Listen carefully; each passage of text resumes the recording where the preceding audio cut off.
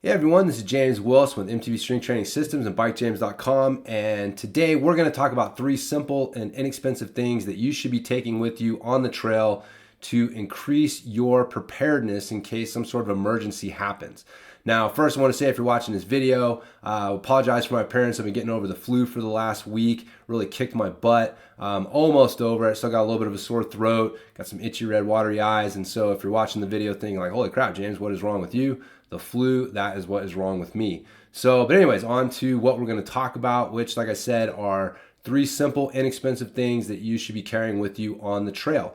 Now, most mountain bikers are woefully unprepared to handle any sort of true emergency situation. Now, we do think about taking something to handle a mechanical, right? So most people are going to carry something on the trail that will help them fix a flat or help them handle some sort of, minor mechanical problem. But they don't really think about bringing anything to help with if something happened to them, or if they were in some sort of situation where they had to they got stuck on the trail overnight, had to wait for help or something like that. What would you do if that situation arose? If either you or one of your riding partners, you guys just came around a bend and there's a rider laying on the trail, obviously in need of help, would you be able to help them? So a phone is great to have on you to be able to call for help. But one, you may not have cell phone coverage, right? Like it's mountain biking. We go out into the wilderness. And so cell phone coverage may not be there. You may have to travel to get to the cell phone coverage and call for help. And even if you have cell phone coverage, it may take a little while until the first responders can show up, until help can show up. So one of the things that you want to think about is that you are your own best first responder. Instead of co-opting help onto other people, you need to think about how can you help yourself? How could you help out in a situation? Because if you are the first person on the scene in that situation, and so you are your own best first responder. So are you prepared to help either yourself or someone else? So saying that you're prepared isn't enough, right? If you were to ask most people, like, hey man, are you ready to help out if somebody needs help? And you're like, yeah, I'm ready to help. I'd help out. Well, to be truly ready and prepared to help, you need 3 things. One, you need to be willing to help. And then you also need the proper equipment and you need the proper skills. Okay, so for example, if you were to ask somebody, hey man, are you ready to go on a mountain bike ride with me? And they're like, oh yeah, man, I'm ready to go for a ride with you. And then you find out like they don't have a bike and they can't even ride a bike. So are they really ready to go on a ride with you? They're willing, right? They have the attitude. They're like, oh yeah, man, no, I want to go. But they're not really truly prepared and ready to go on a ride. And so same thing here, right? Like most people, I think, would say that they would want to help out in an emergency situation, but they don't really have the tools and the skills to do that, which means that they wouldn't be able to put into action that attitude of being ready and willing to help. So what can you do to make sure that you are better prepared to help with this? So there are a lot of things that you should consider carrying on the trail. I have a video on the more advanced loadout that I carry with me, but I wanted to share with you the 3 basic things that you should be carrying with you. Every rider should have this on them when they go out on the trail, just to make sure that they are prepared in case something bad happens. Now, the first thing is a tourniquet, right? And so I specifically recommend that if nothing else, you get one of these. This is a SWAT-T tourniquet is the name of it, SWAT-T. Now, this is an effective tourniquet. It's not the best tourniquet on the market, right? Like this is for example, like a cat style tourniquet.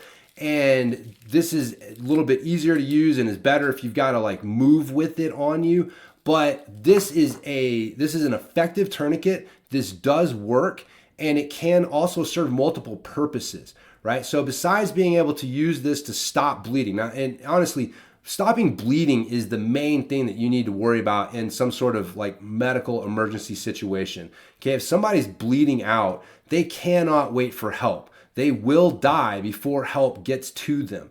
And so if you're not able to help control that bleeding, at least until the real help can get there, right? So again, we're not trying to become emergency room physicians or EMTs or anything like that. All we're trying to do is get the things that we need to help stabilize the situation long enough for the real help to arrive. And a tourniquet can definitely help out with that, right? Like I said, like we carry stuff to fix flats. Why are we worried about fixing flats? Well, there's things that can punch holes in our tires on the trail, right? And so those our tires, the rubber of our tires is infinitely tougher than our skin, right? And so if something can punch a hole through your tire, it can punch a hole through your skin. And so having something that can help control bleeding, especially if you get a bad cut and you get into an artery like arterial, nick an artery, like you have to have a tourniquet to stop that bleeding. And so again, something, this is an effective thing to help stop and control that bleeding until the real help can arrive. But the cool thing is because of this design, it's basically a long piece of rubber that will unfold. You can use it for several different things. You could use this as a pressure bandage, right? Like you could just, instead of having to use it as a tourniquet and like stopping blood flow into a limb, you could simply, put something like, take a shirt or something off. If you have gauze, right? This is kind of getting into some other things you might carry, but at the very least, you had like a bad cut that didn't quite require a tourniquet. You can take something like I said, like your shirt or whatever, and put it on the wound, and then use this to just tie that down and create a pressure bandage, right? So I also want to back up just a second, and there is some misunderstanding. At one point, it was believed that if you put a tourniquet on a limb, that they would lose that limb, right? That the lack of blood flow to that limb would cause them to have to lose that limb later on. Now that is not true. There's a lot of research that's been done, unfortunately, because the U.S. has been, the war on terror and all that. There's been a lot of research and stuff done to help figure out how do we help, soldiers who get injured survive longer. And so they found that you can have a tourniquet on for quite a while, several hours. I think up to 16 hours is what they found, and have no lasting damage to that limb. So don't hesitate to throw a tourniquet on somebody if you think that they need it. You are not going to cause them to lose that limb down the road. In fact, you are probably going to save their life if they really need it. So if you're not sure whether it just needs a pressure bandage or a tourniquet, go for the tourniquet use. Cut the blood flow off, make sure that they're not going to bleed out. But again, if it's not something that's just like gushing blood, but it's a bad cut and you need to get something on it to stop the bleeding, you can use this as a pressure bandage. You could also use this as a splint. If somebody breaks an arm or a leg or something, you find a stick or something that they can use, you can wrap this around it next to the limb and splint that up. You could also take and tie this off into a loop and hang it around your neck and use it as a sling to, if you injure your shoulder.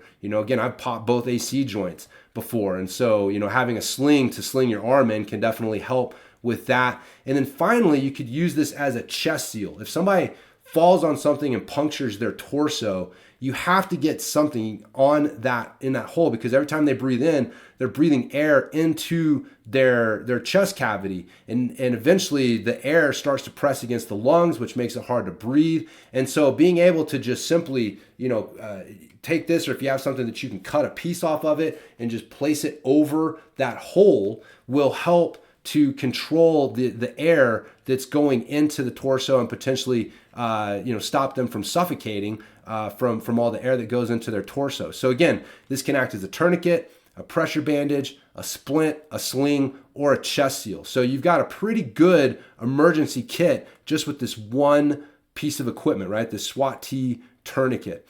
It's also inexpensive. It's less than $20. And it folds up to fit in your pocket. I actually put this in my back pocket when I'm, going around town, because I want to make sure that I got a tourniquet on me. Again, a tourniquet's one of those things, like when you need it now. It's not something that you can run back to the car, get, and run back to where you need it, because people can bleed out within just a few minutes, right? So it's something that you should have on you and handy pretty much all the time. But again, this is a very compact design that you can easily slip into your jersey pocket, into your pant pocket, throw it into your hydration pack, whatever you're carrying. Does not take up much space. Like I said, it's less than $20. There's really no excuse for every mountain biker to not have one of these in their on them when they're on the trail, right? So the second thing that I recommend is a multi-use rescue whistle. Again, you can find these at REI, camping stores. Again, very inexpensive, like less than $10 for one of these things. So being able to signal for help is really important. Okay, and again, it's one of these things that we don't think about, but you can call for help and tell them where you're at, And again, in talking with first responders who've done this, they said that you'd be surprised how many times they're able to get into the area that someone's at, but it is hard to pinpoint their exact location. And they don't have any way to signal and let them know, like, hey, this is exactly where I'm at. Right? And so a whistle is a great way to do that. You can make a lot of noise with this thing. Another thing is if you happen to break a rib or, injure yourself in a way that makes it hard to breathe, then trying to yell for help can be painful. And even if you haven't, right, just yelling, eventually you're going to run out of breath. It gets difficult, right? And so a whistle, every time that you breathe out, you can easily use this to create noise and signal for help. And so that is great. The other thing that this has on it is a light, right? So a light, I recommend carrying a headlamp or a dedicated flashlight. And so for me, this is like my backup to my backup light. But again, if you've got to do something on the trail at night, either fix something, your bike, or help somebody who's hurt or whatever, then having a light is going to be a lifesaver. This also has a compass on it, right? So just kind of some general directions if you need that. But the main thing is the whistle and the light. Those two things will really help out in a bad situation if you need to signal for help. Again, the light can help act as a signal or see in the dark, okay? The third thing that I recommend is a lighter, right? So this is the lighter that I carry with me. So a lighter, obviously, you can use to start a fire, right? And a fire can be the difference between life and death if you are stuck on the trail overnight in a cold environment. If you get too cold, then that can be it, right? And so being able to start a fire can keep you warm, and it can also help signal. It can be also act as a signal for help to let them know where you're at. But to kind of make this a little bit more functional in that area, I've done two things to my lighter. I've taken a piece of duct tape that you can see here. It's a 1 foot strip of duct tape, and I just wrap it around the bottom of the lighter. And then towards the top of the lighter, I put these little strips of road bike tube. And so I got like 2 or 3 strips on that. And so these are great tinder, right? And so being able to start a fire requires you to be able to have something to get the fire going. And this road bike tube easily catches fire, and it burns very hot. And so it's great for starting a fire with. And so again, just something simple like that can make a big difference. You can have a lighter and you're trying to light, a stick or some stuff on fire and it doesn't quite catch, but having the road bike tube will help with that. And again, you can get these for free, right? Just go to your local bike shop and ask them for a blown out road bike tube, and they probably have some sitting there that you can have for free. And so, adding a strip of duct tape and a few pieces of road bike tube to your lighter will make it a more functional when it comes to helping you in an emergency situation. So again, that's pretty much it, right? Like a SWAT T tourniquet, an emergency whistle, multi-use whistle. It's got a light and some other things on it. Like, this one here's got a mirror on it, to theoretically be able to use it as a signal mirror. You might be able to use it for that. I found that it's actually harder to use a signal mirror than you might think.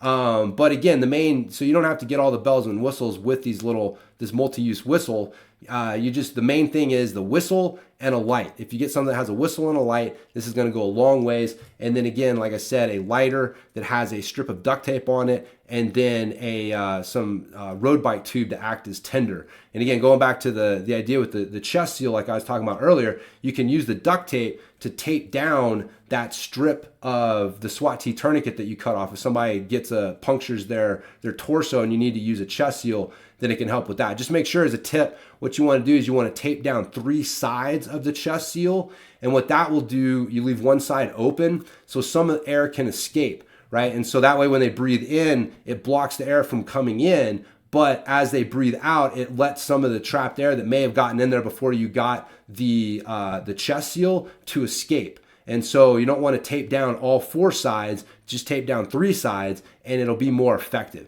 So again, like I said, I got a video on the more advanced loadout with some other things that you should consider carrying with you on the trail. But like I said, at a minimum, I think every rider should have these 3 items on them when they go on the trail. And again, these things are super inexpensive. I mean, this is going to cost you less than $30 to get all of these things. Doesn't take up much room. And, but again, you do want to practice with them. The last thing is the skill side of it, right? So practice using the SWAT T tourniquet, practice starting a fire using the road bike tube, right? You can practice whistling if you want to annoy your neighbors or whatever. That's fine. I don't think that requires much practice, just breathing into a whistle. But you do want to practice the use of the tourniquet and just basic fire starting, right? Do you know how to start a fire? Like, you got to start with, something that catches on fire easily, and then, slowly add larger and larger elements until you get up to the big sticks and logs and stuff that will serve as the main basis of the fire.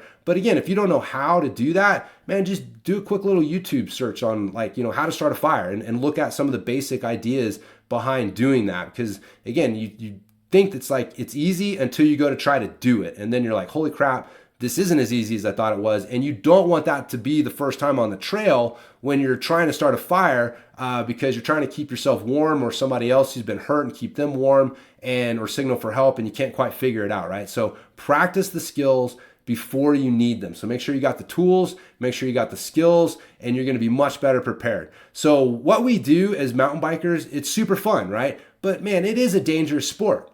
And we owe it to ourselves and to our fellow riders to be able to help out if something goes wrong, right? You want to be able to turn a potential tragedy into a cool story. That's how I look at it. You'd hate to stand there. Like I've told the story before, but was there when a kid, we were near a trailhead, he was climbing up a cliff and he fell about 25 feet onto his head, right? And it was a bad situation. And I felt pretty helpless because this was before I had, much training and stuff. There really wasn't a whole lot I could do. But I do remember from my first aid courses that I had taken that somebody needs to go and meet the first responders and guide them in, right? And so no one was doing that. And so I drove my car out to where the road went into the dirt road that went back into the trail. Like this is an area that's got multiple trailheads, multiple areas. And you could see the look in the first responder's face, in the ambulance driver's face, that they did not know where to go, right? And so I asked them, I was like, hey, do you know where you're going to help this kid? And they're like, no, they're just gonna have to drive around and see if they can figure out where they're at using the directions as best they can. And I'm like, follow me.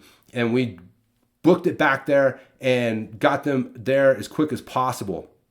So again, just, having the knowledge, and it just goes a long way, right? And so again, I was able to help out in that situation that way, but maybe there was something else I could have done if I'd had a better kit and more training. But the thing is you don't want to be standing there helplessly watching someone suffer because you do not have the tools and the training to help them. So make sure that you don't have to deal with that mental situation by having these things. And again, it may be your life that you end up saving in the end, but it may be somebody else's, right? But again, if we are looking out for each other and all of us are riding around and we're better prepared, then we're just going to be a safer community as a whole, rather than us riding around just hoping that somebody else will come to our rescue if something goes wrong. So again, hopefully it's giving you guys some things to think about. Again, you can check out that advanced MTB loadout video that I'll link to in the show notes with this one. But go check out, there's a website, mountainmanmedical.com. And if you use the code BikeJames at checkout, you will get a discount. I think it's 10% or something. And again, I don't get any commission off of that. I just set this up with those guys because they've got good stuff. And I've done a video with one of their guys before, and I just wanted to see if we could get, something to help riders get a discount on medical equipment so that they could be better prepared. So again, I'll have that in the show notes as well. But again, Mountain Man Medical, use the code BikeJames, and you can get one of these SWAT T tourniquets. They got a lot of great stuff there as well that you should check out. But just make sure that you got these 3 things on you, and you'll feel better. And if you need them, then you will be the hero of the situation. And really, that's what we all aspire to, right? If duty calls, can you step up and help out? And hopefully with the info in this video, you'll be better prepared to do that. So again, you can check me out at bikejames.com. Got a lot of other great training tips, for helping you prepare your body and mind for the trail. And yeah, so again, I'll talk to everybody next time.